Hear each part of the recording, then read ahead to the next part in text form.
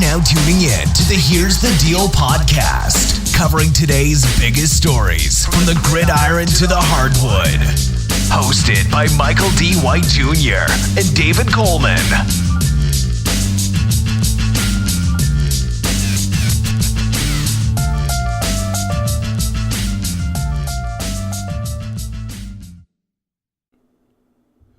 What's going on, everybody? Here we are again, another week down, another episode of Here's the Deal. What's going on, David? How you doing, man? Good, man. How you been so far, bro?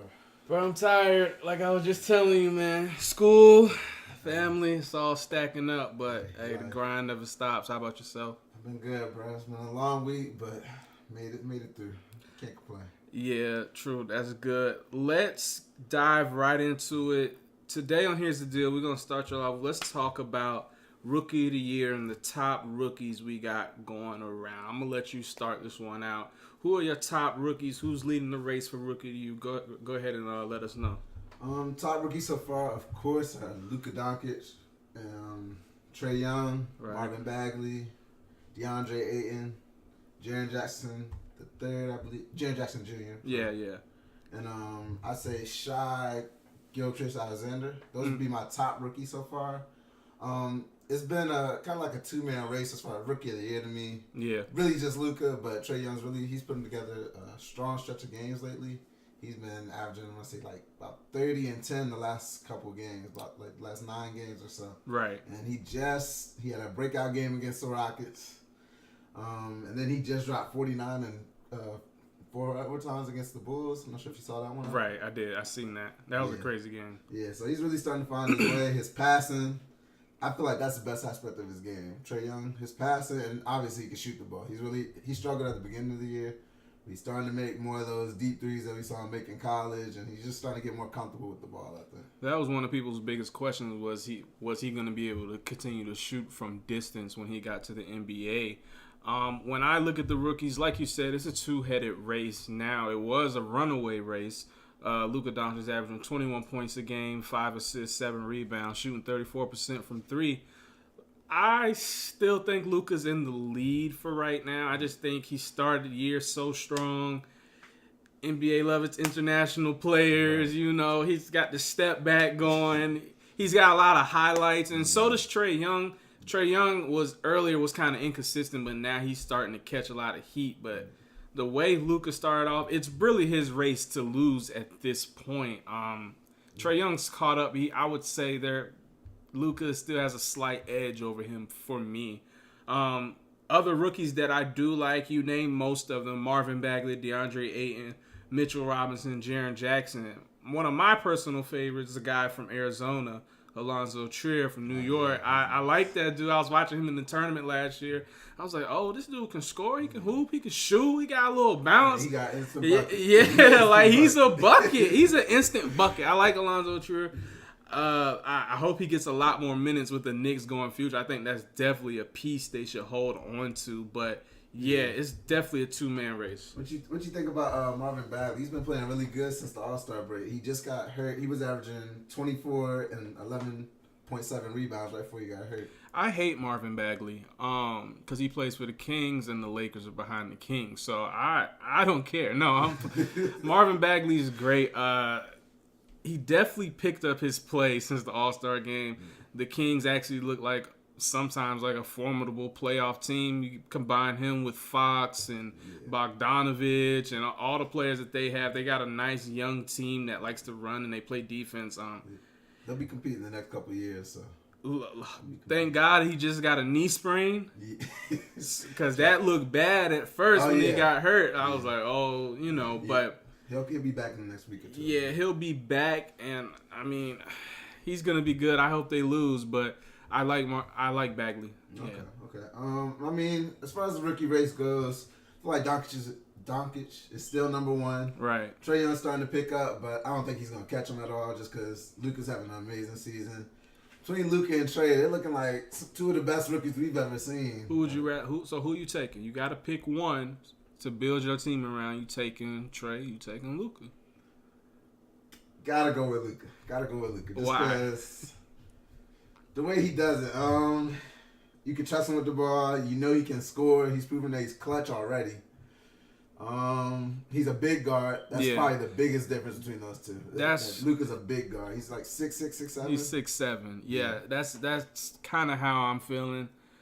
It's just when it comes down to deep. I mean, neither one of them is amazing on defense. You know, they both get steals here and there, but 6'7" beats 6'2" any day. Right. But we'll see as Trae Young goes forward. If honestly, he's looking like I hate to say this, but he's looking like a Curry. Like he's like I don't want to be the one to say it. And I know some people have said it, and other people like, nah, he's more of a Nash. But man, the swagger I'm seeing when he be pulling up, like. Then he get just tossed out the game the other night. He was going at Chris Dunn. Yeah, like if he develops into like something like Curry, then we might have to revisit this. But I mean, Luka's gonna be great too. He's 6'7". He could pass.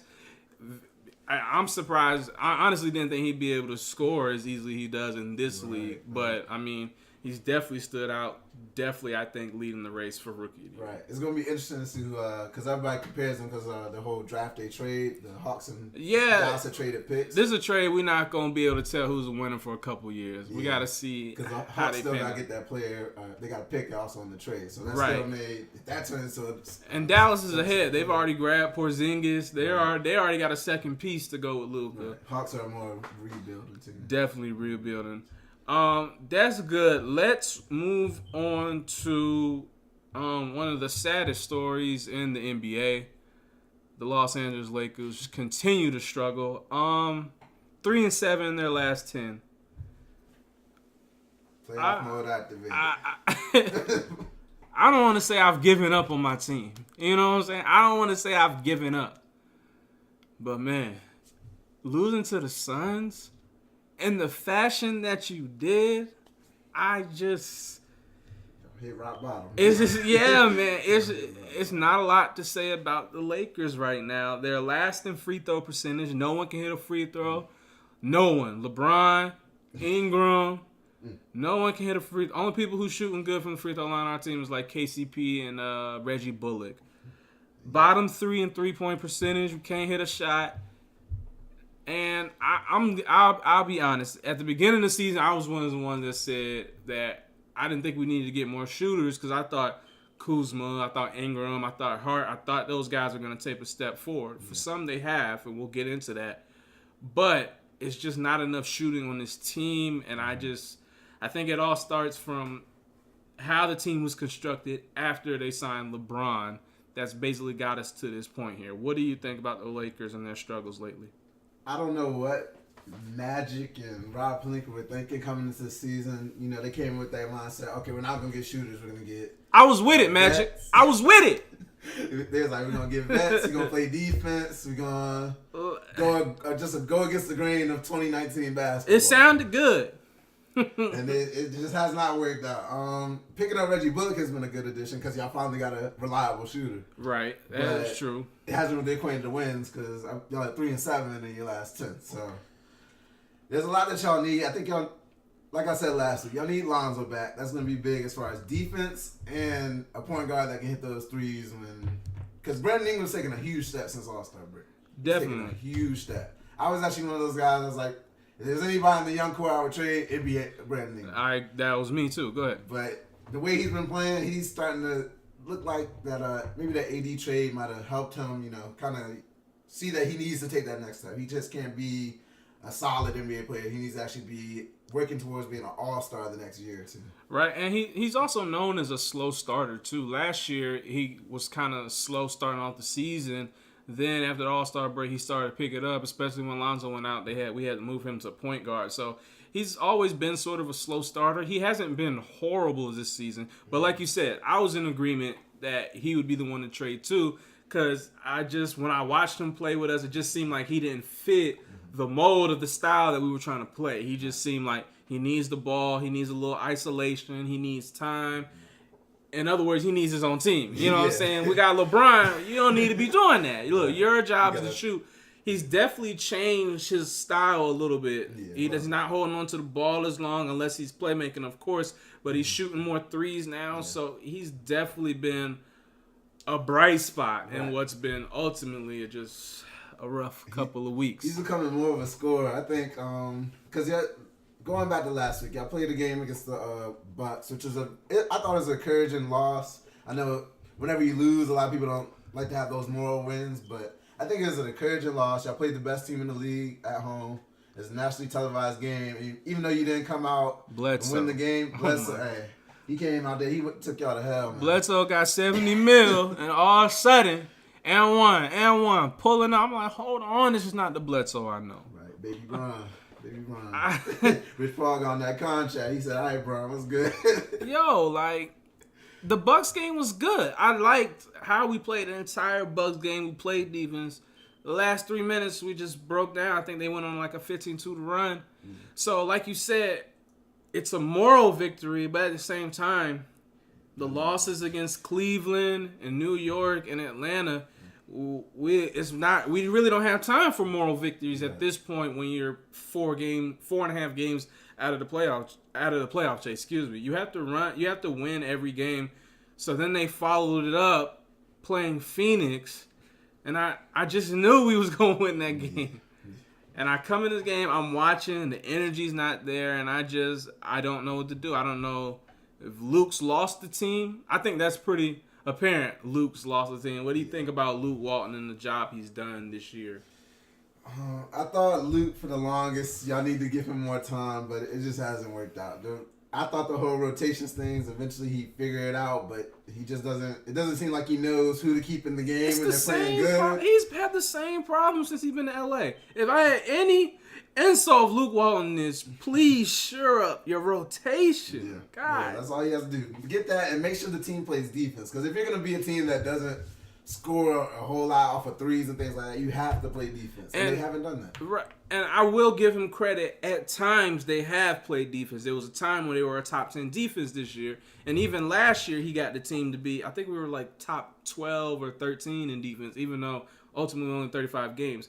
But these rotations at times, not having LeBron or Brandon Ingram or Kuzma there's no time for the rest of the season that Brandon Ingram, LeBron, or Kuzma should not be on the court. At least one of them. Like, there's no time for that. I don't understand. Yeah, even if y'all up.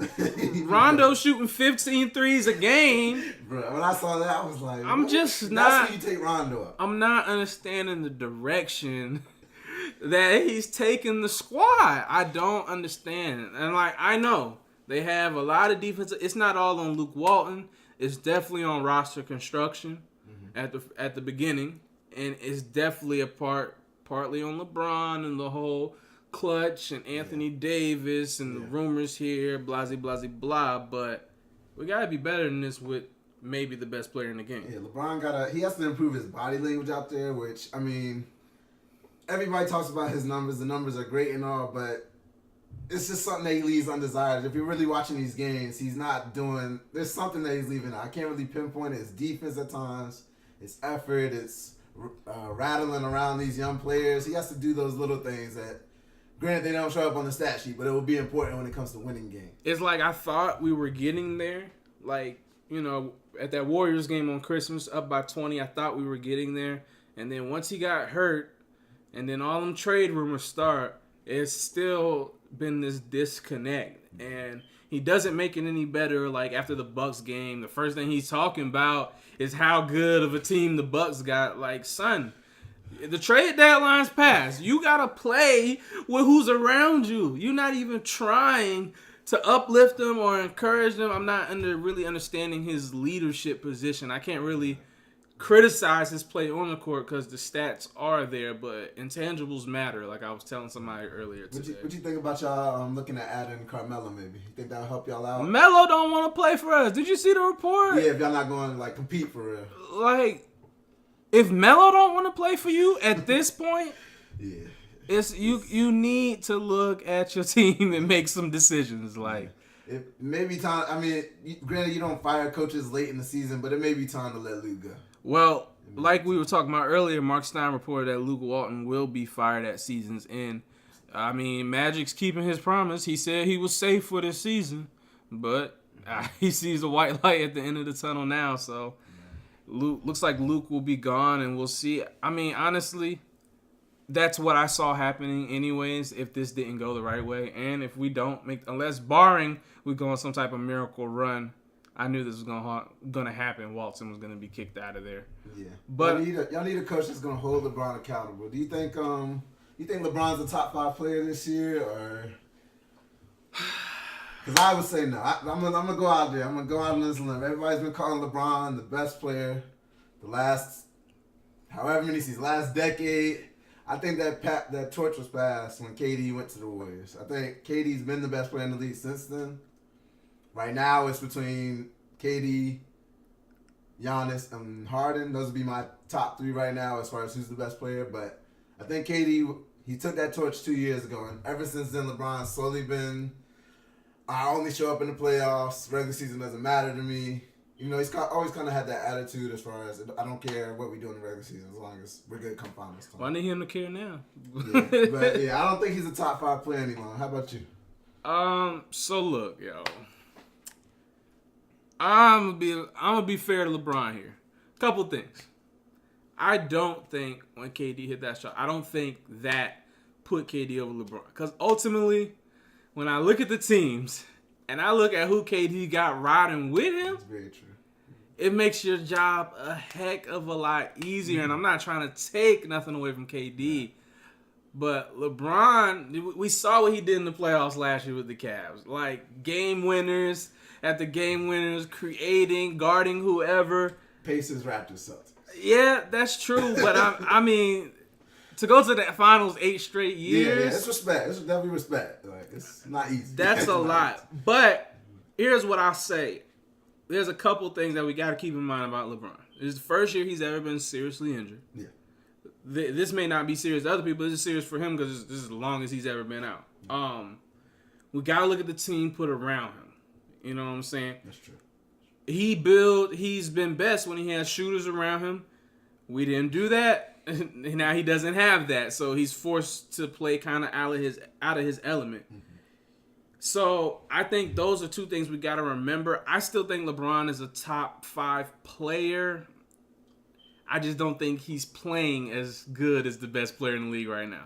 I believe next year, if the right pieces are around him, LeBron can still be the best player in the league. Because as good as KD is on the offensive end, he doesn't affect the game as much as LeBron to me, in my opinion. Now, in the regular season so far, like I said, he's not playing up to par.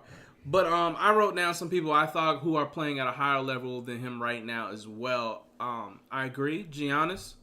Definitely Giannis, excuse me. James Harden, I have down there. I got KD. I still got Steph playing better than him right now.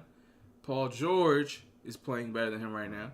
And before he got hurt, I think Embiid was playing better and was more impactful to his team right now than LeBron James this season. But again, injuries, team construction. It all plays a factor. Right? It all plays a factor. He doesn't want the coach there. You know, LeBron's a drama queen, yo. If he don't like the coach, you know he don't like the coach even before it's reported. You could tell when you watch the game if he liked the coach or not, and he don't like the coach. Right. I don't like all that. How as far as getting the coach, you're not gonna get LeBron to really respect anybody that he played against. Unless if you're gonna be somebody he played with. You had to have been at least top 5 level type talent or someone with a lot of respect who was on their way out. Walton, son, he wasn't that. He wasn't. He rode the pine for the Lakers. Hey, he had some moments when he came in and played, but he definitely isn't somebody I think he's definitely somebody that I don't think LeBron can look at and be like, okay, I'm going to listen to this guy tell me about basketball. Yeah. Definitely not Luke Walton. Yeah, so I mean, maybe a new coach will bring him that, newfound energy. Whenever you get a rejuvenated LeBron, it's like, okay, this is the best player in the world. So maybe it's just because I haven't seen that yet. And he said he activated playoff mode. I'm still waiting since y'all losing to the Suns. Y'all losing to all these low-level teams. So I'm still waiting on it. But he still gets his numbers, so, I mean, it's respect there. It's the defense that he's lacking and just leadership, and he has to make his damn free throws. What's wrong with that, man? 66%. Like, I've never understood that about LeBron. Now, look, I ain't want to be the guy to do this. But when Kobe was in town and he got to the free throw line, there weren't a lot of times I was worried. I be worried when LeBron at the free throw line. He gonna get one of them. He gonna miss one of them. Like, I don't understand. 66%, that is horrible. Yeah. To be the caliber of player that you are, you can't shoot 66%. But it's not just him on the Lakers. It's the whole team. But yeah, 66% is bad. 66% is horrible. He seems disengaged a lot. Body language, throwing his arms up. You know, it's like, God, if you're going to be a leader, you know what I'm saying? You got to show it on the court, too. You can't show up your teammates like that because that's what they get on Aaron Rodgers about. You know, when a receiver run the wrong route. And, you know, Rodgers, he be like, come on, man, what you doing, son? Like, they be on. Like, Skip be on them. Like, so I'm saying there's things you got to do as a leader. And I know he's in a tough position. He's also never been in this position before with a team full of young players. But you got to be a better leader than that, in my opinion. All right. Going into some free agent buyout editions, I'm sorry. So Pau Gasol here got bought out by the Spurs, and he ended up going to the Bucks. You got anything about that edition? Is he going to get playtime with them? I don't think he's really there to play at all. He's more just there for veteran leadership. I would have liked to see him go to Toronto. Who's their That would have been a good one. Him and Marc Gasol. Who's their other center after Lopez? I'll look it up. Go ahead. I don't know. I would have liked to have seen him go to Toronto, seen him play with Marc Gasol, have both of them come off the bench or something like that. Even though probably wouldn't have got that much play time, but I don't think he's gonna get that in with the Bucks either. So, well, actually, now that I'm looking at their roster, they might need Pau Gasol because at center behind Lopez is Ilyasova, and he's a power forward, isn't he? So they have Mirotic, who's also a power forward. So he'll probably definitely see some play time. Especially because Powell, he stretches the floor now. He's actually starting to shoot more. And he's a decent rim protector. The Bucks are that good defensively that he won't be asked to do too much. So he'll fit right in with them. Also, another buyout edition. When I saw this the other day, I was thinking, how many MVPs do the Warriors need? They added Andrew Bogut, the Australian MVP of this season. He can still run. So they added another MVP. They ended up losing to Miami off of D-Wade's crazy 1-foot shot. I know you saw that. Yeah, I did. That was luck, but whatever. And then they lost throughout the week to Orlando. That was with KD not playing. Steph had shot 12 for 33. He scored 33 points. So 33 points out 33 shots. And they had lost to Orlando. You think that's like a preview of next season? And what do you think about the Andrew Bogut edition? I mean, I thought he was done for real. He was getting hurt a lot lately, but I mean, familiarity. Bring Andrew Bogut in, knows the team, knows how they like to play, knows what's expected of him, knows what to do, knows his job. He can't be any worse than what they have as far as backup centers right now. So that's a good little pick, but he's definitely getting up there in age. We'll see how he plays.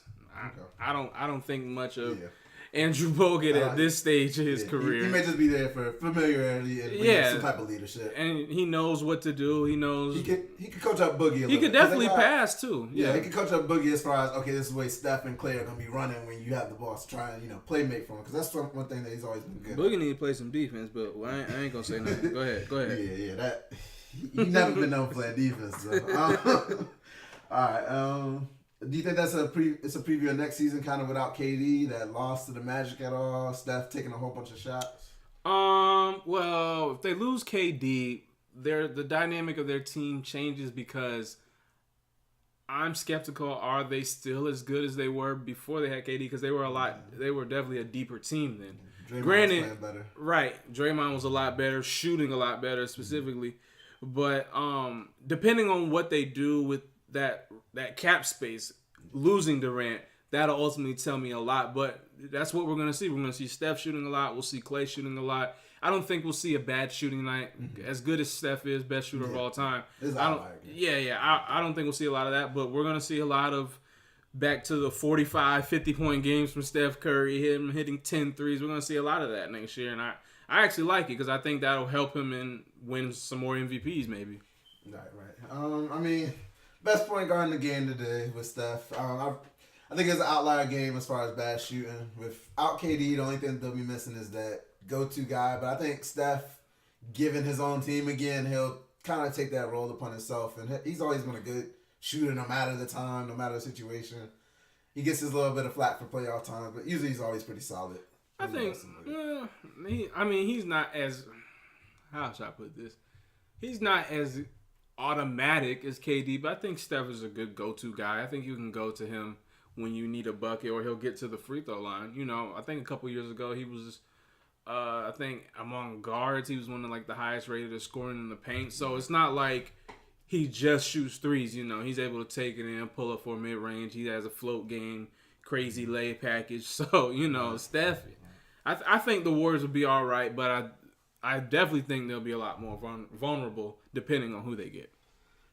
Speaking of vulnerable, let's go ahead and hop into the Celtics and how they've been playing the last couple of weeks. They're 6-0 without Kyrie the last 6 games he's missed, and 1-6 with Kyrie the last 7 games he's played. So they just came off of a loss to the Rockets on Sunday, and they've been losing to all the good teams. Their most recent win was against the Wizards on Friday. Okay. But they've been catching a lot of L's against good teams. They got the Warriors coming up next. You got any thoughts as far as their struggles this season? Kyrie doesn't know if he's going to stay, doesn't know if he's going to leave, doesn't care about the regular season. He's going to carry them like LeBron in the playoffs, apparently. I don't know. Well, from what I can see, I think Kyrie's gone. I think this is, the proof is not only in what we're hearing outside of the Celtics locker room, it's in the stats, like you said. They seem to be a better team without Kyrie Irving. Now, depending on what they do in terms of going after Anthony Davis could also determine a lot. Kyrie might want to stay if Anthony Davis comes because Anthony Davis supposedly is including Boston in that. But looking back at the Celtics, I think they just have frustrations between Kyrie and their young core, which would be Terry Rozier, Jason Tatum, and Jaylen Brown. Those guys feel like, hey, we got the Game 7 without you. You know, we don't need you taking all these shots, blah, blah, blah, blah. And Kyrie is feeling like the old man, like, yo, y'all don't even know what to do when the playoffs come around. Y'all need me. And I kind of agree with both sides. I think that they do need Kyrie ultimately when the playoffs come because I don't think anybody else on that team is as big of a shot maker as him. Yeah. But ultimately, this could be the framework for us seeing Kyrie leave, and we'll see what the Celtics do with that cap space they'll have because they'll still have Jason Tatum, Jaylen Brown. And another thing that bothers me about the Celtics, they're not getting what they thought they were going to get out of Gordon Hayward. Yeah, it's a lot. That was a big piece. Now, I was high on Gordon Hayward coming out of Utah. I thought he was a solid, nice player, but with the injury, he's just not back yet. And it's going to take some time for him to get back. It's definitely going to take time. Isn't this his first year back? Yeah, first year back. And Paul George took about, what? 3 years to get back right. Yeah, so finally this year, right? Forever. But the thing that sucks about it is Gordon is on I think he's on a max contract. Yeah, he's their highest paid player right now. Over the next 2 years. Yeah. So you're not getting the production you should be getting from one of your max players. Right. Kyrie's mad at the young guys. Lakers and Celtics, I just don't know. Lakers, I say two of the most storied franchises. And who's having a harder season right now, Kyrie or LeBron? Who do you think? Just pick right quick. Well, I would pick LeBron. He's never had to deal with an injury before. Mm-hmm. He's currently 4.5 games out of the playoffs. Yeah, and he's averaging 28, 8, and 8. Okay. So I think that's a solid.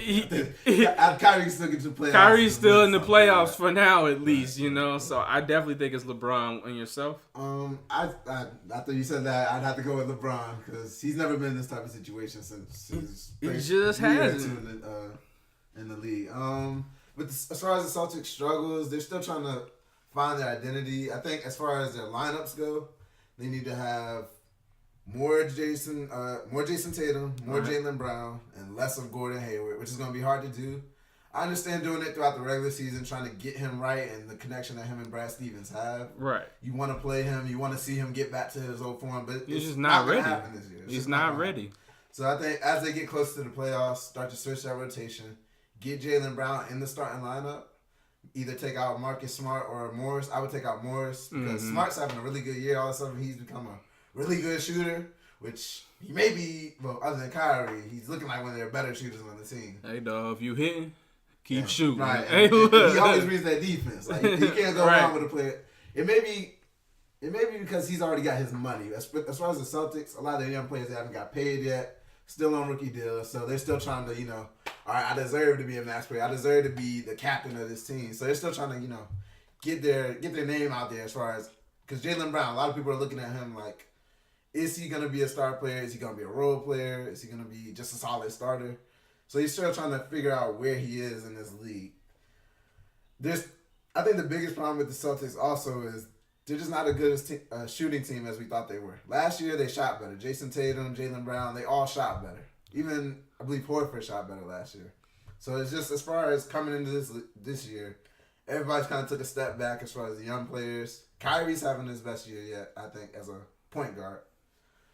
Because he's averaging about 7 assists and 23 points, I believe. And he's always shot good. He's always shot well from the floor. Horford, he's still solid. I thought he was taking a step back, but he's proved to still be that good center and always giving Joel Embiid hell whenever they play the Sixers. So in the dictionary, next to the word solid, you'll find Al Horford's picture. He's solid. He's solid. Yo, get him, pick him up. He's solid. He's solid. Al Horford is solid. He gonna do his job. He not gonna try to do too much. He gonna do what he's supposed to do. He gonna play a little defense. He gonna knock down a shot every now and then. Solid. Right. Right. As far as their playoff season, I think they're kind of where they're going to be at when the end of the year comes around. Ooh, that's playing Philly. Philly might jump the Pacers for that third seed. I think that will happen. Even though the Pacers have somehow managed to hold on to that spot. Pacers winning, but the Lakers can't win with LeBron. Son. It's crazy. It's crazy. If y'all could just beat the best teams in the league. But going on to just something else that's happening around the league. Pistons, they're 8-2 in their last 10 games. They're actually starting to become a really good team. I just checked the standings a second ago. They jumped the Nets to the 6th seed right now. I know a couple weeks ago you had asked why aren't they in the playoffs? They got Dwayne Casey. Hey, look, they heard me. They needed that voice. They needed that real voice. I said, why are y'all not? But like I said, they got Drummond, you got Blake Griffin, you got Reggie Jackson. You should be able to make the playoffs in the East with them 3 players. Right. I think the difference has been Luke Kennard. He's been playing really well. I was watching the game. They played the Raptors last night. Okay. And they actually won that game. They beat the Raptors last night. And I didn't know that. Luke Kennard, man, it looks like, he's a young player out of Duke. It looks like he's starting to finally take those steps. He's shooting 50-50 the last 10 games. Oh. And he was the white wonder. In that pump fake, they run by him, hitting that step back on the 3. And I was like, all right. So he think he back at Duke, huh? Right. They got him, and Reggie Jackson's actually starting to play really good. So I guess they're getting better guard play, which has really changed them as far as winning games. Right. I mean, with a coach like Dwayne Casey, you should be a good team. Yeah. You should be able to make the playoffs in the East. Of course, everybody knows Dwayne Casey, Coach of the Year last year. You have Blake Griffin, who's healthy this year, who's playing at an all-star level. You have Andre Drummond to protect the paint. You should be in the playoffs, and they are. And I think they'll probably lose in the first round. Yeah. Depending on that seed, because what are they, 8th, you said? They moved up to 6th seed right now. So, oh, my gosh. So they're looking at a matchup with the Pacers if that's the whole. So, if they play the Pacers, that's what they want right there. Yeah. They want to get in their sweet spot where they play in the Pacers. They might come out, and then... That's a hell of a year. Yeah. From not making the playoffs to, second round, maybe exit, I'm saying, who knows? Come playoff time, the game slows down, and maybe if they're still getting strong guard play, Blake and Drummond should show up. So yeah, as long as Blake doesn't get that, faithful injury. Detroit, we're gonna watch out for them. Yeah, we're gonna watch out for Detroit. Yeah, but Detroit's been playing really well. Over the last week, Harden's streak had broke. His 30-point streak had stopped at 32 games. Right. Against the Hawks. Amazing streak. Yes, amazing streak. Where do you think it ranks as far, not as far as rank, but do you think it's better than Kobe or Jordan streaks as far as, long, short scoring streaks? First off. Oh, here we go. Lakers stand. Look. Kobe stand. Let me start this by saying, what Harden has done over these last, 32 games? Yeah, 32. What Harden has done over these last 32 games is impressive. I'm not one of these people who hate James Harden. I think he's very talented, and I think he plays within the rules, and he plays it better than most people, and that's why people get angry because they foul him. I understand. But hold on, he ain't better scorer than Kobe now. I can't give it to him. Not a better scorer, but is this streak better than Kobe? I believe he had a 16 or 17 point. It was something like that. Yeah, something like that. Do you think it's a better streak? Not a better scorer, but a better streak. No, I can't. You still can't? No, I can't. It is a different time in the league, right? It's a definitely different time. A lot more possessions. Offense is catered. Ball's always in his hand. Ball's definitely in his hands, especially when you got Chris Paul as your teammate. You don't know if he's gonna be playing or not. Yeah, he was hurt over half. Yeah, about 20 of the games at least. I think James Harden is starting to solidify himself as definitely a top 5 shooting guard of all time, though, easily. Yeah. Don't get it twisted. Number 4, if you ask me. He behind Wade and the obvious 2. Yeah. Just off the top of my head. You know, you got Iverson, you got some people throwing Jerry West, but nah. But that's what I hear. He needs at least a ring, though. He needs one ring. He has to get a ring. They came back. The Rockets came back down from 21 points against the Heat, which was a really big comeback for us because Wade had just came off that game against the Warriors. Farewell tour. They were coming down to Houston, and they wanted to get us out of the way, but Harden won't happen. He ended up with 58 points, 10 assists, 7 rebounds, 4 steals, another MVP performance. 58, Jesus. And then throughout Sunday, he came through with the 42, 7 and 4 against the Celtics. So somebody got to guard that man. You gotta. He's making moves on this MVP. I know. I hear all this Giannis, man. Over the last week, Giannis, he had 15 and like 16 against the Lakers, and they won. So it's like he got a lot of help. Don't say he don't got any help on his team. And then I believe they had lost the game against. I believe it's either Pistons or some lower level team, and Giannis, he just didn't show up in those types of games. I mean, granted, they do have the best record in the league, so they are winning, but it's not all on him as far as it is for Harden. I would say that 58-point game was definitely a big peg in Harden's MVP race this year. That definitely moved him. I think him and Giannis, for me, right about now, are probably neck and neck. Yeah. You know, they're neck and neck. They're going to be teetered. Like, the whole rest of the season, they're going to be back and forth. What hurts Harden is they were struggling for a little bit in there right after the All-Star break, I think. Chris Paul came back. Yeah, they were struggling for a little bit there. Now, and he also has Chris Paul. Yeah. And, you know, the voters are going to hold that against him a little bit, but I don't think it'll matter much. Giannis doesn't have another superstar, but I acknowledge he has a solid team. Eric Bledsoe, Chris Middleton. Really Chris Middleton. And then everybody else. Brooke Lopez, Tony Snell. Like, they're not all like big names, but they do what they do very well. Malcolm Brogdon. I hate Brogdon, son. He plays really good. I hate Brogdon. Shout out. I don't even know why I hate Brogdon. Shout out UVA. He's just a solid player. He's a good shooter. He's a good point guard, and then can go to the bag. He's just a solid player. Damn good defender. I take him on my team any day. Like, I be like, damn, man, Brogdon. You know why I really hate Brogdon though? I'm gonna keep it real, man. He be killing me on 2K. Son, I don't. And like, it don't matter how good you play. Brogdon be going off. Then if you foul him, he shoot like 98% from the free throw line. And light skinned dudes. So he's just making moves on the MVP race. Just keeping up with that. Right. I saw a graphic that said Harden was 157-point game away from knocking Calvin Murphy ass out of the Rockets record books as far as top points per game. Like, that's impressive. He's about to just have the record books to himself in that category. See, that's what I'm saying. That's why he needs rings. Like, he's getting the stats, but you need some rings. Like, if they were like to rank the all-time Rocket players, people would still probably put the dream. They're gonna put the dream over you. He got 2 rings. Got to, but if he gets 1 or 2, then we gonna be real legendary. Yeah, we start having that talk. Let's move on to our last topic of the day. Iggy came out, Andre Iguodala, and said that Steph is the second best point guard of all time. What do you think about that? Do you agree first? Yes or no? Yes. Yes? I do. Oh, go ahead. Take this. I do. Okay, you weren't expecting that. Go ahead. It's always been one of those things. I always think about my all-time rankings, my current rankings. I always think about things like that. But when he came out and said it, it really made me think for a little bit as far as point guard position. Because if I was to rank it, it'd go something like Magic would be first. Okay. Of course. Steph would be second. Okay. I'd take Isaiah Thomas third. Okay. And then it'd be kind of like a toss-up between John Stockton and Chris Paul after that. I'm not sure. Do we throw Oscar Robertson as a point guard? Yeah, I would consider Big O point guard. Okay, well, I throw him somewhere after in Isaiah Thomas. I probably throw Oscar Robertson above Isaiah Thomas, but it'd be something like that, and then following up John Stockton and Chris Paul. But I think Steph is the second best shooting point guard all time. Still got a little bit to go before he, passes Magic. Magic is I say top 7, top 8 player all time, something like that, if I was to rank him.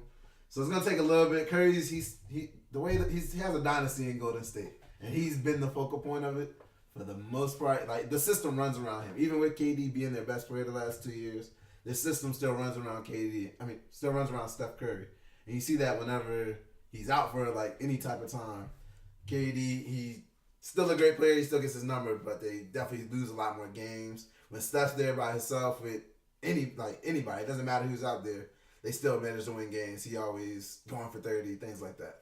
So, I mean, with his resume being the best shooter of all time, I don't think there's really any debate in that anymore. He just has to keep going as far as being greatest. There's a difference between greatest and best. I say he still has a little bit more to go, getting that 3-point record and all that. But he's taking over most of the record books. So. And then, I think he is the second best, though. I'd have to agree with that statement. I love that answer. What do you think? So, seems like you disagree. No, I really love that answer because it's not a lot I can dispute when it comes to that. I think what I would bring to the table, when you think of Steph Curry, what's the first thing that comes to your mind? Best shooter. Best shooter ever. Mm-hmm. Are we ranking him a little higher because he's the best shooter ever? Because do you think Steph Curry's a better pure point guard than Chris Paul? Here's where I know some people arguments come in like, he's not really, is he a better pure point guard than Iverson? Is he a better pure point guard than maybe Big O or maybe a J Kidd? I mean, that's a lot of debate in there. That's debatable. But since he is the best shooter of all time, it kind of gives him that stature to stand on. And I mean, he has 3 rings. No finals MVPs. But he needs one of those. I'm not holding him too much against that. I think he should have got the first one. They gave it to Iggy for guarding LeBron. I think Iggy deserved it. I don't think they've messed up on the finals MVP. But I'm saying they gave it to Iggy for guarding LeBron.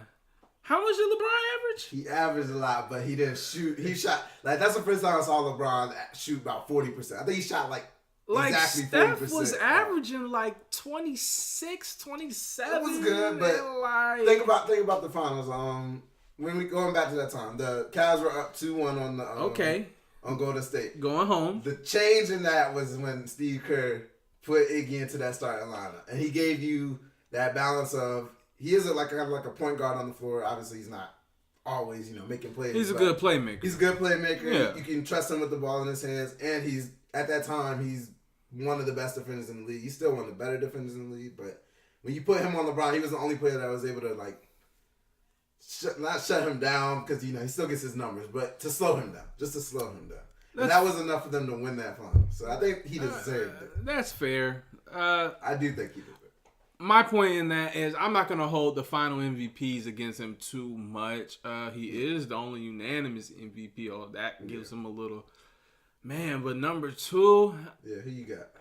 So Magic's number 1, right? Magic, of course, is number 1. Right. Man, I got Isaiah Thomas down here. I got Big O down here. Mm-hmm. I got Stockton down here. I'll tell you like this. If he gets another ring with KD gone, I will solidify it. Number 2 for me. Right now... He might move to number 1. Hey. Without KD... I don't know. That'd be interesting. Look, we had a serious conversation. I don't think nobody gonna put him above Magic. It's gonna be hard to do that. He got a statue out front. I don't know. Yeah, it's gonna be hard. Showtime and he went to 9 finals, I believe, 5 and 4, I believe, for Magic. They win a ring. They're gonna win a ring this year. That's how most people feel. What would that be? 4 for him? Rings, 4 and 1. Jesus, that's crazy. We got to do a pod it's gonna be on the most dominating teams. Like, 4? Definitely. We got to do that. Because the run that they're on is ridiculous. And it all stems from him. I mean, I always saw him being a great shooter, but I never saw him becoming that all-time great point guard. I never saw that happening. And then as soon as Mark Jackson, he instilled, a lot of good habits in him and Clay as far as playing defense, always and then playing hard. But when Curry came in there, it's like he just took another step and changed the offense. He revolutionized their offense. Yeah, he just changed the game since then. The gravity he does have with and without the ball, I think that gets underplayed at times, and it opens up things for him. Although he may not get the assist at times, coming off of a screen off a big man. He kicks to the corner. Both players go to the corner. You got the big man just rolling to the rim to get an easy dunk. Things like that. So you may not get the assist.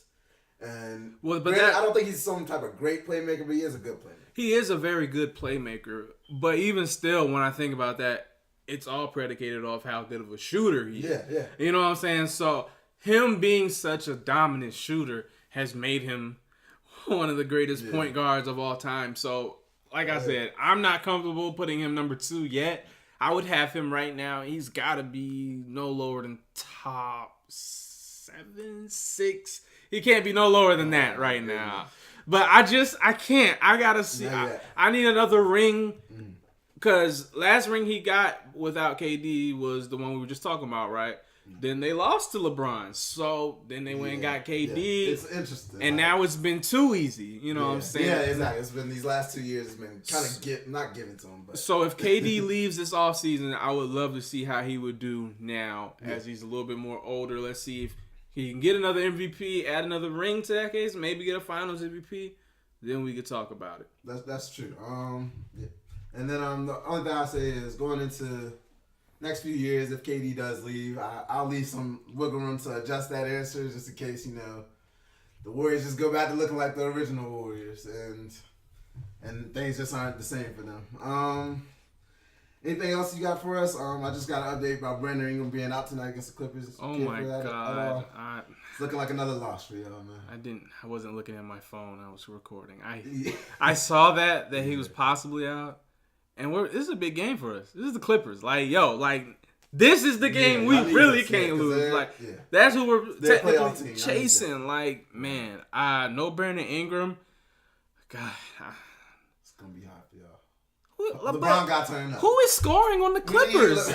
I'm trying to, you lost to Tobias Harris. That's 20 points right there. And they still winning. You got Lou. You got Montrezl Harrell. I don't see I don't see who's making up those points. Man, I got the Lakers, son. Lakers gonna win. LeBron going for 45. He finna pass. Who's he about to pass? Jordan on the all-time list tonight. I got the Lakers. We'll take the win. All right, you going over here, LeBron with your mom to tell. I'm taking the Clippers. But thank y'all for tuning in for another episode of Here's the Deal. You can check us out on Twitter, Facebook, YouTube, anywhere. Our Twitter handle is _the_deal. My personal Twitter handle is _Decode, 0 for the O. And thank y'all for tuning in. You want to go ahead? Once again, everybody, thank you for listening. Thank you for all our viewers, from everybody who's listening on YouTube to SoundCloud to Facebook to iTunes, wherever you may be listening at. Thanks for tuning in to Here's the Deal. Of course, I'm your boy, Mike White. Your boy Cole. We out, man. Have a good one.